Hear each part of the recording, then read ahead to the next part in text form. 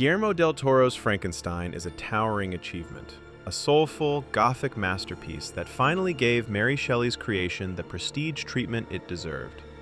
It's a film rooted in tragedy, philosophy, and the haunting beauty of the original myth. But as we look toward the release of Maggie Gyllenhaal's The Bride this March, it's clear we aren't getting a repeat of that somber tone.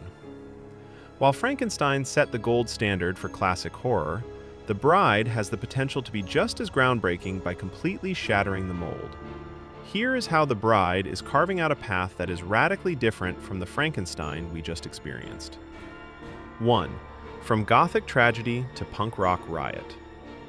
Del Toro's Frankenstein leaned heavily into the neon gothic aesthetic, filled with shadows, ancient stone, and a lingering sense of dread. It felt like a period-accurate nightmare.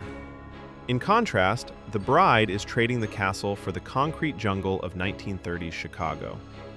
Maggie Gyllenhaal has described the film as a punk rock riot. Instead of slow burn tension, expect high-octane energy, musical numbers, and a vibrant, anarchic spirit that feels more like a mid-century crime thriller than a traditional monster movie. 2. The monster as an outlaw, not a victim. In the traditional Frankenstein narrative, the creature is a tragic figure, a victim of a creator who abandoned him. Jacob Elordi played that role to perfection, emphasizing the monster's loneliness. However, Christian Bale's Frank in The Bride is a different beast entirely. Sporting tattoos and a Sid Vicious-inspired look, this version of the monster is an outlaw. He isn't hiding in the woods, he's navigating the Chicago underworld. He has agency, a sense of style, and a gritty, street-smart edge that replaces the usual misunderstood giant trope. 3. A story of autonomy over creation. The core of Frankenstein is the relationship between the creator and the created, Victor and his monster. The Bride shifts the focus entirely toward the woman's perspective. While the original 1935 film gave the bride only a few minutes of screen time as a mate, Jessie Buckley's version is the protagonist of her own story. This film explores what happens after the reanimation, when the subject refuses to play the role she was built for. It's a story of self-discovery and autonomy rather than a cautionary tale about playing God. 4. Radical social movement versus personal isolation. Del Toro's film was an intimate, personal journey about isolation and what it means to have a soul.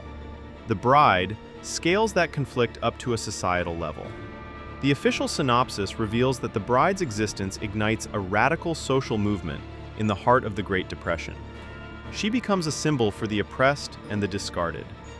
This turns the film into a socio-political thriller where the monsters are the ones leading a revolution against the establishment, a massive departure from the lonely, secluded world of the classic Frankenstein. 5. The inky aesthetic versus the surgical standard. Visually, the two films couldn't be further apart.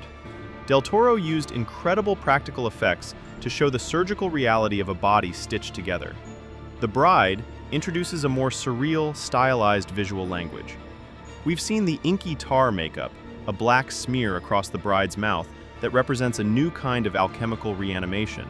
This neon noir look, combined with 1930s fashion and gritty urban landscapes, ensures that The Bride will look and feel like nothing else in the genre. Ultimately, while Guillermo del Toro gave us the definitive version of the Frankenstein we've known for centuries, Maggie Gyllenhaal is giving us the version we need for right now.